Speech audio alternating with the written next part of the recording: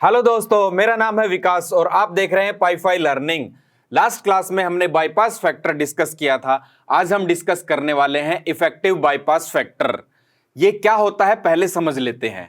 कैसे सपोज कर लेते हैं, यहां पर दो कॉइल है, दो सिमिलर कॉइल है, ये भी और ये भी सेम सिमिलर कॉइल है।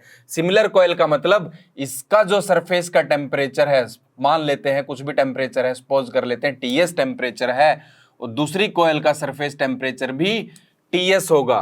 टीएस मतलब इसकी कोयल की सरफेस का टेम्परेचर या कोयल टेम्परेचर। टीसी आप लिख सकते हो, कुछ भी लिख सकते हो, इससे कोई फर्क नहीं पड़ता है। तो हमने मान लिया कि इस कोयल का टीएस है और इसका भी टीएस, और ये दोनों कोयल क्या है, सिमिलर है। सिमिलर है तो इसका मतलब ये हुआ कि दोनों का बाईपास फैक्टर भी सेम होगा। दोनों का बाईपास फैक्टर भी सेम होगा। सपोज कर लेते हैं x है, इसका क्या है, bypass factor. This is bypass factor. इस कॉइल के लिए भी x है, क्या, बाईपास फैक्टर। तो x इसका हो गया, इसका भी x, दोनों का x बाईपास फैक्टर हो गया। ओके, तो अब क्या हुआ कि यहां से लेट्स सपोज यहां से एयर आ रही है आपकी, यहां से एयर एंटर कर रही है T1 टेम्परेचर पे। T1 टेम्परेचर पे एयर एंटर कर रही है और यहां से कुछ एयर इस कोयल पे से जाएगी, कुछ एयर जो है बाईपास होके जाएगी। उसके बाद सपोज कर लेते हैं यहां पहुंचने के बाद इसका टेम्परेचर हो गया T2। इस एयर का टेम्परेचर हो गया T2। T2 होने के बाद फिर ये एयर दूसरी कोयल के ऊपर से जाएगी, और दूसरी कोयल के ऊपर से जाने के बाद इसके बाद यहां पर जो टेम्परेचर आया आपके पास, फाइनल टेम्परेचर T3 मिला। तो ये दो कोयल थी, दो कोयल पे जाने के बाद एयर का टेम्परेचर T1 से T3 हो गया। अब इसी के इक्विवेलेंट एक कोयल बना लेते हैं। सपोज कर लेते हैं कि एक कोयल ऐसी है जो इक्विवेलेंट कोयल है, और इस इक्विवेलेंट कोयल का बाईपास फैक्टर जो होगा वो XE लिख लेते हैं। XE मतलब इक्विवेलेंट बाईपास फैक्टर। ये इस कोयल का बाईपास फैक्टर है। तो ये इस कोयल का बाईपास फैक्टर हुआ। इक्विवेलेंट होने का मतलब ये है कि सपोज कर लेते हैं यहां पर T1 टेम्परेचर से ही एयर आई, एयर एंट्री यहां पर T1 से हो रही थी, यहां पर भी T1 से, और जो दोनों के बाद एग्जिट T3 हो रहा था, तो यहां पर इक्विवेलेंट कोयल आपको यही टेम्परेचर एग्जिट पे दे रही है। कितना दे रही है, T3। तो मतलब यह हुआ कि इस कोयल का जो बाईपास फैक्टर होगा उसको ही कहेंगे हम इफेक्टिव बाईपास फैक्टर। इक्विवेलेंट कोयल का बाईपास फैक्टर जो होगा उसको कहेंगे हम इफेक्टिव बाईपास फैक्टर। आया समझ में? फिर से बता देता हूं कि जब एयर दो कोयल पे से जाए, दो कोयल हो सकती, तीन हो सकती, कितनी भी हो सकती, हम एक बार दो ले लेते हैं। दो कोयल पे से जा रही है एयर, और जो फाइनल टेम्परेचर मिल रहा है, इनिशियल और फाइनल टेम्परेचर उतना ही मिलना चाहिए जब वो एक इक्विवेलेंट कोयल पे से जाए, इनिशियल भी और फाइनल भी। तो उस कोयल का जो बाईपास फैक्टर होगा उसको कहेंगे हम इफेक्टिव बाईपास फैक्टर। ये तो हुई इसकी डेफिनेशन, ये समझ में आया। लेकिन XE की वैल्यू क्या होगी कि ऐसी कोयल लगा दें, उसका बाईपास फैक्टर कितना होना चाहिए, वही हमें निकालना है, इफेक्टिव बाईपास फैक्टर। तो देखिए अब निकालते हैं इसको कैसे। तो पहले जो है इस पॉइंट से इस पॉइंट तक ही हम कंसीडर कर लेते हैं। हम क्या करते हैं, यहां से लेके यहां तक इसका एनालिसिस कर लेते हैं। तो हम मान लेते हैं कि यहां पर इस 1 पॉइंट पे 1 kg मास आ रहा था। सपोज कर लेते हैं यहां पर कितना मास आ रहा था एयर का, 1 kg मास यहां से एंटर हो रहा था एयर का। तो सपोज कर लेते हैं यहां पर जो एंटर हो रहा था आपका 1 kg मास एंटर हो रहा था, और 1 kg मास या 1 kg मास का टेम्परेचर क्या है, T1 टेम्परेचर पे 1 kg मास एंटर हो रहा था, और ये मास जो है दो पार्ट में डिवाइड हो गया। हम मान लेते हैं ये मास कैसे हो गया, दो पार्ट में डिवाइड हो गया। दो पार्ट में कैसे डिवाइड हो गया, देखो कुछ एयर तो नीचे से जाएगी, कुछ एयर बाईपास होके जाएगी, और कुछ एयर इसके ऊपर से जाएगी, कोयल के ऊपर से। तो जो बाईपास हुई है उसका कितना अमाउंट होगा वो डिसाइड करता है एक्स क्या है, बाईपास फैक्टर। और 1 kg में से x kg नीचे से जाएगा, बाईपास होके जाएगा।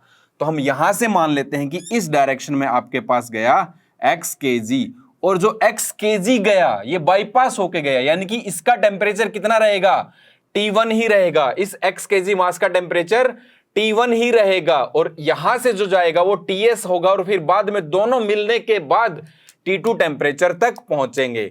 तो यहां से x kg मास गया, x kg मास किस टेम्परेचर पे गया, T1 टेम्परेचर पे। और बाकी क्या बचा, बाकी बचा 1 माइनस एक्स के जी, दूसरा बचा, ये बचा 1 माइनस एक्स के जी। और 1 माइनस एक्स के जी मास किस टेम्परेचर से गया, इस कोयल से गया, और कोयल का टेम्परेचर क्या है, टीएस। इस कोयल के ऊपर से गया, इस कोयल के ऊपर से गया 1 माइनस एक्स के जी।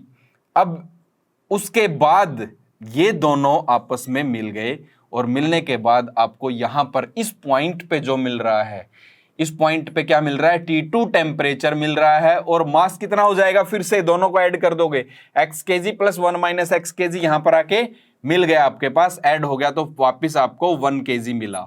वापिस क्या मिला, 1 के जी। देखो ये समझना बहुत जरूरी है, बाईपास फैक्टर का मतलब ही यही है कि कितनी एयर आपकी पीछे से गई, मतलब कोयल से नहीं गई। अनकॉन्टैक्टेड फैक्टर भी बोलते हैं इसको। इसका मतलब यही होता है कि जो कोयल से कांटेक्ट होके नहीं गई एयर, तो जो डायरेक्ट चली जाएगी उसके टेम्परेचर में कोई डिफरेंस नहीं आएगा, उसका टेम्परेचर T1 ही रहेगा। उसका टेम्परेचर क्या रहेगा, T1 ही रहेगा। तो 1 kg में से x kg, बाईपास फैक्टर अगर x है तो 1 kg में से x kg आपका क्या जाएगा, T1 टेम्परेचर से जाएगा। और बाकी बचा, बाकी कितना बचा, 1 माइनस एक्स के जी, वो इस कोयल के ऊपर से जाएगा, और कोयल का जो टेम्परेचर होगा वही उस एयर का टेम्परेचर हो जाएगा, Ts।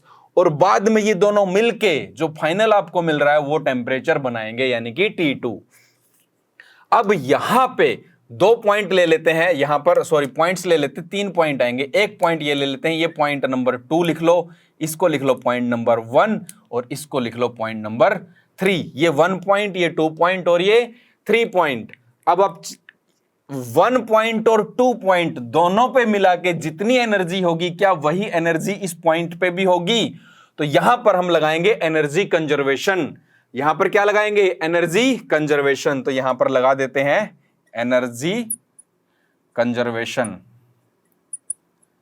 एनर्जी कंजर्वेशन लगाओगे तो 1 पॉइंट पे जो इंथैल्पी होगी H1 प्लस 2 पॉइंट पे जो इंथैल्पी होगी H2, दोनों की इंथैल्पी मिला के इस पॉइंट पे जो इंथैल्पी होगी वो मिलेगी आपको, that is H3। 1 point, 2 point and 3 point, H1 plus H2 is equal to H3। और H1 को हम लिख सकते हैं M1 स्मॉल h1, और ऐसे ही H2 को क्या लिख सकते हैं, स्मॉल ये M2 इंटू स्मॉल h2, और H3 को क्या लिख सकते हैं, M3 इंटू स्मॉल h3। ये हम इसको ऐसे लिख सकते हैं। और M1 देखो 1 पॉइंट पे, सॉरी 1 पॉइंट यहां पे है, 1 पॉइंट पे M1 कितना आ रहा है, x kg। तो यहां पर M1 की जगह x लिखेंगे, H1 की जगह H की जगह हम CPT लिख सकते हैं क्या, बिल्कुल लिख सकते हैं, क्योंकि एयर आपकी आइडियल गैस है। एयर क्या है, आइडियल गैस है, और आइडियल गैस के लिए H is equal to CPT होता है।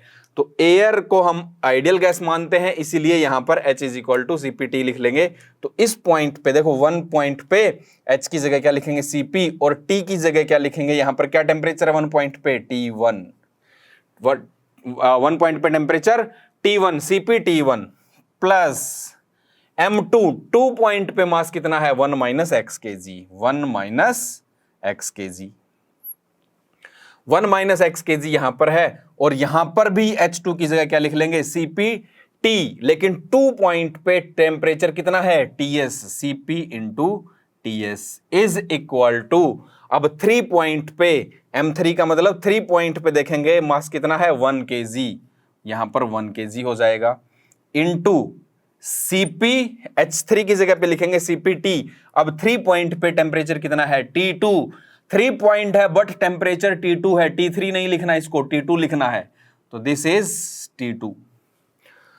तो ये आया। अब CP तो एयर है, वही एयर यहां से जा रही, वही एयर यहां से, वही एयर, सेम एयर का कंपोजिशन है, तो इस पॉइंट पे CP वही होगा, इस पॉइंट पे भी वही होगा, और इस पॉइंट पे भी वही होगा, तो CP की वैल्यू सेम रहेगी।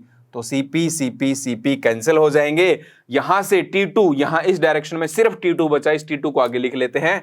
तो T2 की वैल्यू आपके पास आई T2 is equal to x into T1 plus 1 minus x into ये टेम्परेचर क्या बचा आपके पास Ts। ये आपके पास एक इक्वेशन आई। This is equation number 1। इसको लिख लेते हैं इक्वेशन नंबर 1। सिमिलरली हम लिख लेते हैं। सिमिलरली क्या हम इसके लिए और इसके लिए भी इक्वेशन लिख सकते हैं? बिल्कुल लिख सकते हैं। तो इसके लिए भी लिख लेंगे और इसके लिए भी लिख लेंगे, सेम इक्वेशन सेम टाइप से। देखो कैसे लिखेंगे। इसमें T2 क्या है, इस सिर्फ इस कॉइल के लिए चेक करेंगे पहले। T2 क्या है, फाइनल टेम्परेचर। T2 क्या है, फाइनल टेम्परेचर। और यहां पर इस कॉइल के लिए फाइनल टेम्परेचर क्या है, T3। तो इस कॉइल के लिए लिखेंगे तो T3 equal to x into T1। इसका बाईपास फैक्टर भी x है, इसका बाईपास फैक्टर x था तो इसका भी x है, x इंटू, अब यहां पर T1 टेम्परेचर है। इस कॉइल के लिए एंटरिंग टेम्परेचर T1 था और इस कॉइल के लिए एंटरिंग टेम्परेचर क्या है, T2। तो यहां पर T1 की जगह T2 आएगा। T1 की जगह क्या आएगा, T2 आएगा।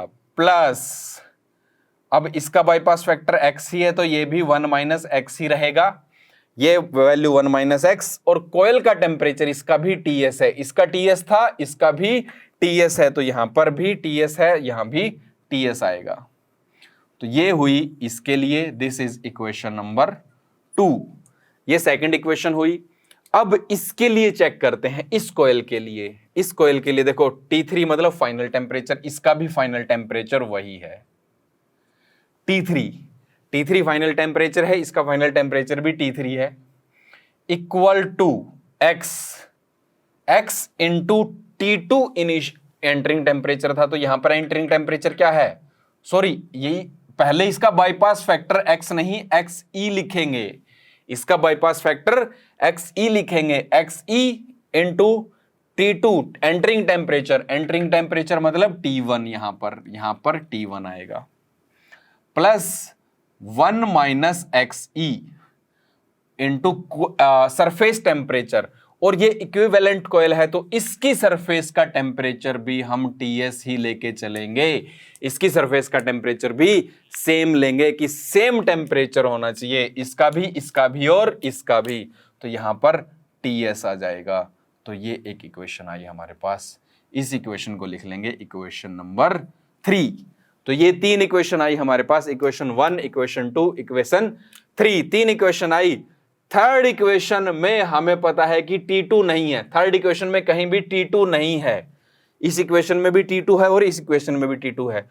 तो हम क्या करते हैं कि ये जो T2 है ना, T2 की जो वैल्यू आई है वो इसमें पुट कर देते हैं। T2 की वैल्यू इसमें पुट कर देते हैं। तो क्या लिखेंगे, put value of T2 from equation first into second equation. First equation से T2 की वैल्यू को सेकेंड इक्वेशन में पुट कर देंगे तो T3 is equal to x into इस T2 की जगह पे ये पूरी इक्वेशन आ जाएगी। क्या आएगी, x इंटू T1 T2 की जगह पे plus 1 minus x into Ts। ये आया आपके पास T2 की जगह पे। और प्लस यहां पर क्या बचा, 1 माइनस एक्स इंटू Ts। ये आपका यहां पे बचा। अब जो ये वाला x है ना, इसकी अंदर मल्टीप्लाई कर देते हैं, इस x की अंदर मल्टीप्लाई कर देते हैं। तो T3 की वैल्यू आ जाएगी, x की x के साथ मल्टीप्लाई होगी तो x square into T1 plus यहां पर 1 minus x into Ts into x, ये वाला x यहां पर रहेगा, प्लस ये जो बचा है आपके पास 1 माइनस एक्स इंटू Ts। अब देखो ये 1 माइनस एक्स इंटू Ts यहां भी है और यहां भी है। क्या हम इसको कॉमन ले लें, 1 minus x into Ts, 1 minus x into Ts, इसको कॉमन ले लेते हैं। तो x square into T1 plus 1 minus x into Ts common लेने के बाद अंदर क्या बचेगा, यहां पर तो x रहेगा क्योंकि 1 minus x into Ts common ले लिया आपने, क्या बचा यहां पर x बचा। और यहां पर कुछ भी नहीं बचा, कुछ नहीं बचने का मतलब 0 नहीं होता, यहां पर 1 होगा, +1, क्योंकि मल्टीप्लीकेशन में जाता है। अब इसके अंदर मल्टीप्लाई करोगे तो ये वैल्यू आ जाएगी, और इसकी यहां मल्टीप्लाई करोगे 1 के साथ तो ये वैल्यू आ जाएगी। अब इस x+1 जो है, x+1 को 1+x लिख सकते हैं, एक ही बात है। x+1 को 1+x भी लिख सकते हो आप इसको, तो यहीं पे मैं चेंज कर देता हूं इसी में, तो इसको लिख लेते हैं 1+x। अब देखो यहां पर t3 की वैल्यू जो आई आपके पास, वो आई x² × t1 प्लस, अब ये 1 - x × 1+x क्या होता है, 1 - x × 1+x। देखो ts तो है ही है मल्टीप्लीकेशन में, ts को एक बार छोड़ दो। 1 - x × 1+x क्या होता है, क्या होता है, a + b a - b, यानी कि a² - b², यानी कि 1 का स्क्वायर 1 हुआ -x² × ts। इस इक्वेशन को आप लिख लो, this is equation number 4। This is equation number 4। अब कंपेयर करेंगे इक्वेशन 3 को और इक्वेशन 4 को। Comparing equation 3 and 4। 3 एंड 4 को कंपेयर कर लो। कंपेयर करोगे, देखो यहां पर t3 है, यहां पर भी t3 है, तो ये हमारे पास सही आ गया। इसके बाद इस जगह पे देखो, यहां पर t1 है, ये t1 है, यहां पर भी क्या है, t1 है, ये भी आ गया हमारे पास। और इस जगह पे ts है, यहां भी ts है, ये भी आ। मतलब अगर ये t3 की वैल्यू यहां पे ये आ रही है और यहां पे ये आ रही है और ये सब सेम आ रहा है, तो ये वैल्यू इसके इक्वल होनी चाहिए, ये वैल्यू इसके इक्वल होनी चाहिए, और ये वाली वैल्यू जो है वो इसके इक्वल होनी चाहिए। तो आप चेक कर सकते हो, इसमें xe है और यहां पर x² है, इसमें xe है और यहां पर x² है, और यहां पर 1 - xe है और यहां पर 1 - x² है। अगर इस x² की जगह xe लिख दिया जाए तो यही इक्वेशन आ जाएगी। अगर इस x² की जगह xe लिख दिया जाए तो यही इक्वेशन आ जाएगी। तो हम ये कह सकते हैं कि xe जो है वो किसके इक्वल है, x² के इक्वल। xe किसके इक्वल है, x² के इक्वल। तो यही हुआ इफेक्टिव बाईपास फैक्टर, यही हुआ इफेक्टिव बाईपास फैक्टर, और ये ऐसे ही आता है। तो मतलब इफेक्टिव बाईपास फैक्टर जब दो कोयल लगी होंगी, सिमिलर कोयल होंगी, सिमिलर टाइप की कोयल होंगी, जिन दोनों का बाईपास फैक्टर सेम होगा और सरफेस टेम्परेचर सेम होगा, तो उसकी जगह पे आप एक दूसरी कोयल लगा दो जिसका बाईपास फैक्टर कितना होना चाहिए, x², जिसका बाईपास फैक्टर x² होना चाहिए, सरफेस टेम्परेचर Ts ही होगा, सरफेस टेम्परेचर इस कोयल का भी वही होगा। तो आपको वही फाइनल रिजल्ट मिलेगा जो इन दो कोयल से मिल रहा था, वही क्या दे देगा, सिर्फ एक ही कोयल आपको वही फाइनल टेम्परेचर दे देगी। तो ये हुआ इफेक्टिव बाईपास के लिए। अब यहां पर 2 ही कोयल लगाई हमने, 2 कोयल लगा के हमने चेक कर लिया। अब इन 2 की जगह और भी ज्यादा हो सकती थी, 3 भी हो सकती थी, 4 भी हो सकती थी, 5 भी हो सकती थी। अगर 3 कोयल होगी, हम लिख लेते हैं 4 3 कोयल, 3 कोयल अगर होंगी तो xe की वैल्यू क्या आ जाएगी, x⁻3। x की पावर 2 आई, यहां पर x की पावर 3 आएगा। अगर 4 कोयल होंगी तो xe की वैल्यू क्या आएगी, x⁴। और n कोयल होंगी, अगर n कोयल्स के लिए xe की वैल्यू किसके इक्वल आएगी, xe = x⁻n। यही है आपका इफेक्टिव बाईपास फैक्टर। तो इस लेक्चर में हम इतना ही पढ़ेंगे।